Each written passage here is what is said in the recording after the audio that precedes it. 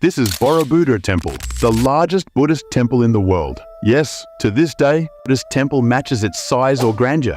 Spanning 2,500 square meters with a total height of approximately 115 feet, Borobudur stands as an awe-inspiring monument. But did you know that this incredible temple was once the target of a terrorist attack? Yes, you heard that right.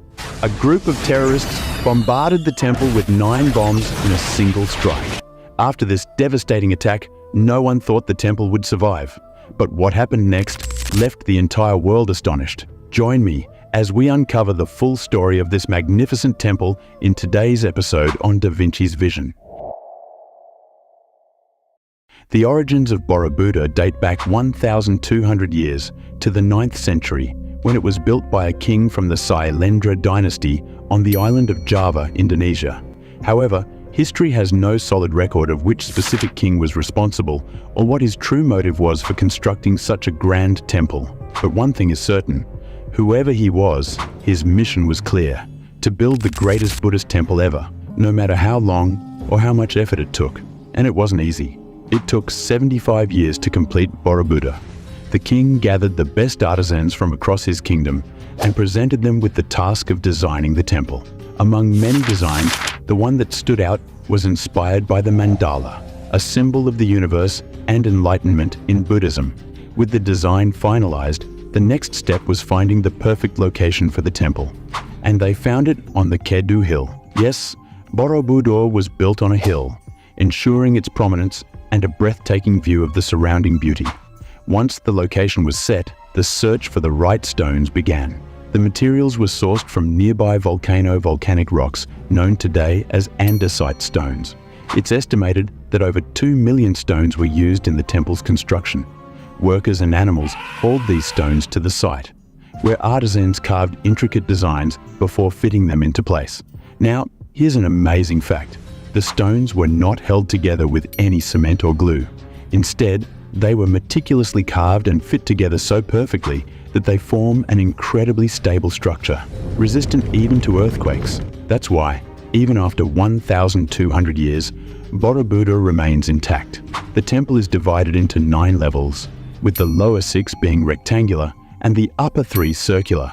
Its design reflects the 3 realms in Buddhist cosmology: Kamadhatu, the world of desire; Rupadhatu, the world of forms; and Arupadhatu, the formless world. These realms symbolize the journey toward enlightenment. Next came the carvings and statues. Using only chisels and hammers, artisans carved 2,672 relief panels on the temple walls, each telling detailed stories from Buddha's life, his reincarnations, and Jataka tales. There are also 504 Buddha statues, each uniquely crafted with exceptional artistry. One of Borobudur's most iconic features is its stupas, shaped like bells. The largest stupa, located at the center of the temple, is the holiest part, surrounded by 72 smaller stupas, each containing a seated Buddha statue in a meditative pose. The intricate design allows visitors to peek through holes to view the statues inside. The temple was also equipped with over 100 drainage spouts to prevent water damage during heavy rains. Thanks to all this careful planning and construction, Borobudur became the world's largest and most magnificent Buddhist temple. The total estimated cost to build Borobudur would exceed $1 billion today, making it comparable to the Burj Khalifa in terms of expense. But after its completion, things began to change in Indonesia.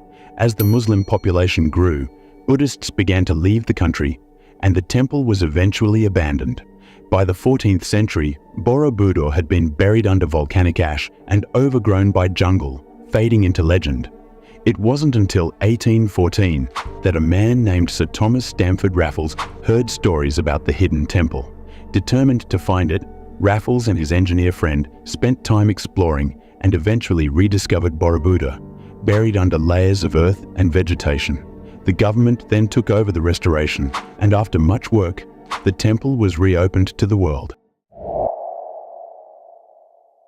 But Borobudur's trials were not over. The temple was bombed on January 21, 1985, by Islamic extremists, 9 bombs exploded, severely damaging 9 stupas and several Buddha statues. Thankfully, no one was killed, but the damage to the temple was extensive.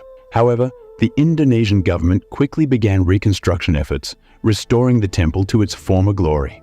The attack was motivated by religious extremism, and the perpetrators were later caught and sentenced to life imprisonment. So, what do you think of Borobudur Temple and its incredible history? Let us know in the comments. And if you missed our last episode about the world's largest temple, check the link in the description to watch it. Also, tell us in the comments which famous monument or building you'd like to see next. And don't forget to follow our channel for more unique and fascinating videos like this one. Thank you.